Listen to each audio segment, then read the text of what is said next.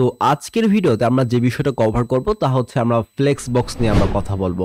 তো ফ্লেক্স বক্সটা কি এটা কি একটু আমাদেরকে একটু বোঝা প্রয়োজন। সো আমরা আমাদের ওয়েবসাইটের বিভিন্ন এলিমেন্টগুলো কিন্তু এককভাবে কিন্তু আমরা পজিশন করতে পারি। সেরকম ভাবে আমরা ফ্লেক্স বক্স দ্বারাও কিন্তু আমাদের বিভিন্ন ওয়েবসাইটের বিভিন্ন পার্ট কিন্তু আমরা পজিশন করতে পারি। বাট ফ্লেক্স বক্সের কাজ কিন্তু অন্য একটা জায়গায় খুব সুবিধা করে, আর তা হচ্ছে রেসপন্সিভ ওয়েবসাইট তৈরি করার ক্ষেত্রে। রেসপন্সিভ বিষয়টা কি? আমরা যখন ওয়েবসাইট তৈরি করি তখন কিন্তু সেই ওয়েবসাইট কিন্তু ইউজাররা কিন্তু বিভিন্ন ডিভাইস থেকে কিন্তু সে ভিজিট করে। যেরকম সে হয়তো বা সে ট্যাবলেট থেকে ভিজিট করতে পারে, মোবাইল থেকে ভিজিট করতে পারে, অথবা বড় একটা স্ক্রিনওয়ালা ডেস্কটপ থেকেও সে কিন্তু ভিজিট করতে পারে। তো এই যেই মানে বিভিন্ন জায়গায় বা বিভিন্ন ডিভাইসে আমাদের ওয়েবসাইটগুলোকে ভাবে জানি সুন্দরভাবে দেখাতে পারি, এই কারণে আমাদের রেসপন্সিভ করা প্রয়োজন পড়ে। সো রেসপন্সিভের ক্ষেত্রে আমাদের ফ্লেক্স বক্সটা আমাদের ব্যবহার করা হয়। তাছাড়াও এই ফ্লেক্স বক্সটা মূলত আমাদের ওয়েবসাইটের বিভিন্ন পজিশনটাও নিয়েও সে কাজ করে। সে যেরকম কাজ করে সেটা একটু বোঝার জন্য আমাদের ফ্লেক্স বক্স আর্কিটেকচারটা আমাদের একটু বোঝা প্রয়োজন।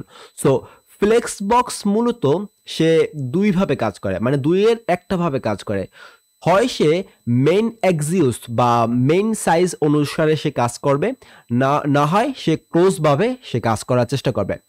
মেইন সাইজকে আমরা ধরতে পারি ভার্টিক্যাল হিসেবে, মানে সে রো হিসাবে সে কাজ করবে, আর না হয় সে হরিজন্টাল ভাবে মানে কলাম ভাবে সে কাজ করবে। তার পূর্বে আরেকটা বিষয় আমাদের বোঝা প্রয়োজন, আর তা হচ্ছে flex container and flex item. So আমরা এই যে সাদা অংশ দেখতে আছি এটা হচ্ছে ফ্লেক্স কন্টেইনার, ঠিক আছে? সো এই ফ্লেক্স কন্টেইনারের মধ্যে যেই সব বিষয়গুলো থাকবে, যেই সব সেকশনগুলো থাকবে, সেইগুলো হচ্ছে ফ্লেক্স আইটেম। যেরকম এখানে আমরা দেখতে পাচ্ছি এ অ্যান্ড বি সি, এইগুলো হচ্ছে ফ্লেক্স কন্টেইনারের আমাদের ফ্লেক্স আইটেম। তো এই ভিডিওতে আমরা শুধু দুইটা প্রপার্টি নিয়ে কথা বলবো ফ্লেক্সের, আর তা হচ্ছে আমরা ডিসপ্লে ফ্লেক্স নিয়ে কথা বলবো অ্যান্ড আমরা ফ্লেক্স ডিরেকশন নিয়ে আমরা কথা বলার চেষ্টা করব। পরবর্তীতে আরো বিশদভাবে এইসব প্রপার্টি নিয়ে বা ফ্লেক্স বক্সে আরো প্রপার্টি নিয়ে আমরা কথা বলবো। আমরা এখন যে কাজটা করব, আমরা একটা ফ্লেক্স এর জন্য আমরা একটা ফাইল ক্রিয়েট করব, HTML ফাইল। আমরা যেহেতু ফ্লেক্স নিয়ে কাজ করতে আছি সেই ক্ষেত্রে আমরা ফাইলটার নাম দিলাম ফ্লেক্সি, দেন .html। তারপর আমরা এখানে HTML এর আমরা বলার প্লেটটি আমরা নিয়ে আসলাম। তো এখন আমরা একটা ডিপ নেব, সেই ডিপটার আমরা ক্লাস নেম দেব ফ্লেক্স কন্টেইনার। দেওয়ার পরে আমরা এই ফ্লেক্স কন্টেইনারের মধ্যে মানে এই ডিপের মধ্যে আমরা আরো 3টি ডিপ নেব। সেই ক্ষেত্রে আমরা ইমিট ব্যবহার করতে পারি। তো আমরা লিখলাম ফ্লেক্স ড্যাশ আইটেম, তারপর আমরা চাচ্ছি কি প্রত্যেকটার জন্য আলাদা আলাদাভাবে 1 2 3 হিসাবে আমাদের ক্লাসগুলোর নাম হবে। দেন কতগুলো আমরা আমাদের যে ডিপ চাচ্ছি, আমরা চাচ্ছি 3টি, এবং প্রত্যেকটার ভিতরে তুমি 1 2 3 এগুলো তুমি লিখে দেবে। এটা হচ্ছে ইমিট অ্যাব্রিভিয়েশন। তো এইটাকে আমি চাইলে এটাকে কপি করে রাখলাম, দেন এটাকে আমি কমেন্ট করে দিলাম। আপনি চাইলে এখান থেকে দেখে করতে পারবেন। সো এখন যদি আমরা ইন্টার ক্লিক করি সেই ক্ষেত্রে কিন্তু আসবে না। আপনি এখন কি কাজটা করবেন তা হচ্ছে আমাদের এই লাস্ট ব্র্যাকেটটা আপনারা কেটে দিয়ে আবার নিয়ে এসে দেন যখন এটাকে আমাদের সাজেশন হিসাবে দেবে তখন আমরা এটাকে ইন্টারে ক্লিক করব। এই তো আমাদের ফ্লেক্স আইটেম 1 2 3 4 এটা কিন্তু 1 2 3 পর্যন্ত কিন্তু চলে এসেছে।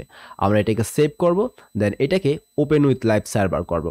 এইখানে কিন্তু আমরা দেখতে পারছি 1 2 3 এটা কিন্তু চলে এসেছে। সো এখন আমরা যে কাজটা করার চেষ্টা করব তা হচ্ছে এটাকে আমরা আমাদের এই পাশে বাম পাশে নিয়ে আসি, আর এইটাকে আমাদের এই ডান পাশে নিয়ে আসি। আমরা এখানে ইন্টারনাল সিএসএস ব্যবহার করব, তার জন্য আমরা এখানে এই স্টাইলটা আমরা লিখে নিলাম।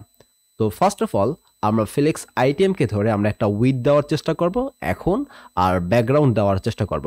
তো এখন যেহেতু এখানে কিন্তু ফ্লেক্স আইটেম এইটা কিন্তু সবগুলো ডিবের মধ্যে কিন্তু এক, বাট 1 2 3 এইটার জন্য একটু আলাদা হচ্ছে। জাস্ট আমরা যেটা করব, আমরা সবগুলো ফ্লেক্স আইটেমকে ধরে একটা উইথ অ্যান্ড হাইট আমরা সেট করে দেব, এবং পরবর্তীতে 1 2 3 ধরে আমরা ব্যাকগ্রাউন্ড কালার দিয়ে দেব। যেহেতু আমরা সম্পূর্ণ একটা আমাদের ফ্লেক্স আইটেমকে আমরা ধরতে চাচ্ছি প্রত্যেকটা, এই যে এখানে সেই ক্ষেত্রে আমরা যে কাজটা করতে পারি, আমরা এই ব্র্যাকেটটা দেব, দেন এখানে ক্লাস নাম দেব, তারপরে আমাদের পাওয়ার সাইন দেব, এবং তারপরে আমরা দিতে চাচ্ছি কি এখানে সব থেকে মিল রয়েছে কি ফ্লেক্স আইটেম, দেন লাস্টের যে ড্যাশটি এটা কিন্তু সবগুলো ডিবের মধ্যে কিন্তু আছে। দেওয়ার পরে জাস্ট তারপরে আমাদের স্বাভাবিকভাবে আমাদের প্রপার্টি যেভাবে লিখতে হয় ওগুলো আমাদের দিতে হবে। সো আমরা উইথ দিতে চাচ্ছি 200 পিক্সেল এবং আমরা হাইট দিতে চাচ্ছি 200 পিক্সেল।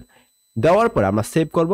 আমাদের পরিবর্তন কিন্তু আমরা দেখতে পারছি যে এটা একটু পরিবর্তন হয়েছে, এই যে হালকা কিন্তু হয়েছে। আমরা চাইলে একটু ব্যাকগ্রাউন্ড কালার দিয়ে কিন্তু আমরা দেখতে পারি যে আসলে পরিবর্তন হয়েছে কিনা। সো ব্যাকগ্রাউন্ড কালার দিয়ে আমরা একটু দেখার চেষ্টা করি। আমরা কিন্তু উইথ হাইট কিন্তু আমরা পেয়ে গিয়েছি, বাট আমরা চাচ্ছি না সবগুলোর জন্য ব্যাকগ্রাউন্ড কালার এক যেন না হয়। তার জন্য আমরা যে কাজটা করব, আমরা প্রত্যেকটাকে ধরে আমরা আলাদা আলাদা ব্যাকগ্রাউন্ড কালার আমরা দেওয়ার চেষ্টা করব। এখন আমরা ব্যাকগ্রাউন্ড কালার এক একটার জন্য এক একটা আমরা সেট করব। ফার্স্ট অফ অল আমরা দিলাম রেড। এখন এইগুলোকে আমরা কপি করার চেষ্টা করি। সো এটাকে আমরা কি করলাম, সিলেক্ট করলাম ফ্লেক্স আইটেম 1কে, দেন অল্টার শিফট চেপে ধরে ডাউন আরো ক্লিক করলাম 2বার।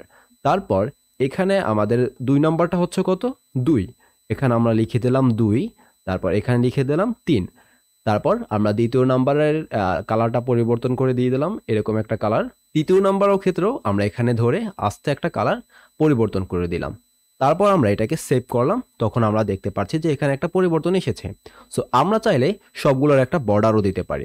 আমরা একটা বর্ডার দেওয়ার চেষ্টা করি 2 পিক্সেল, দেন সলিড এবং ব্ল্যাক দেওয়ার চেষ্টা করেছি। সেভ করলাম, চলে এসেছে। আমরা চাইলে একটু বর্ডারটাকে আর একটু মোটা করতে পারি। তো 5 পিক্সেল দিলাম। আর ভিতরে যে ফন্ট সাইজগুলো আছে না ওইগুলো একটু পরিবর্তন করার চেষ্টা করি। তো আমরা FS লিখলাম, তারপর নিচ থেকে আমরা 45 পিক্সেল আমরা দেওয়ার চেষ্টা করেছি। তখন আমাদের 1 2 3 এটা কিন্তু পরিবর্তন হয়ে গিয়েছে। এখন কথা হচ্ছে আমরা ফ্লেক্স কোন জায়গায় ব্যবহার করব। সো ফ্লেক্স মূলত আমাদের কন্টেইনারের মধ্যে দেওয়ার প্রয়োজন বোধ পড়বে, আর সেখানে দিলেই কাজ করার সে চেষ্টা করবে। সো এখানে আমাদের ফ্লেক্স আইটেম 1 2 3 এর কন্টেইনার বা মানে আমরা এই তিনটাকে আমরা রেখেছি ফ্লেক্স কন্টেইনার এই ডিপের মধ্যে। সো আমরা এই ফ্লেক্স কন্টেইনারকে ধরে আমরা এখন ইনস্টল করার চেষ্টা করব। আমরা উপরে নিলাম, দেন ডট চিহ্ন দিলাম, তারপর ফ্লেক্স কন্টেইনারকে রাখলাম, এবং আমরা এখানে যখন ডিসপ্লে ফ্লেক্স বা ডিএফ লিখলাম, দেন ইন্টার ক্লিক করলাম, তখন কিন্তু ডিসপ্লে ফ্লেক্স চলে এসেছে। যখন আমরা এটাকে সেভ করব, তখন আপনি এই যে বাম পাশে আমাদের উইন্ডোতে খেয়াল করবেন যে এখানে কিন্তু পরিবর্তন চলে এসেছে। এখন এটা কলাম বরাবর আছে, যখন আমরা ডিসপ্লে ফ্লেক্স দিব তখন এটা রো বরাবর চলে আসবে। আমরা এটাকে সেভ করব, এই যে এখন কিন্তু আমাদের রো বরাবর চলে এসেছে।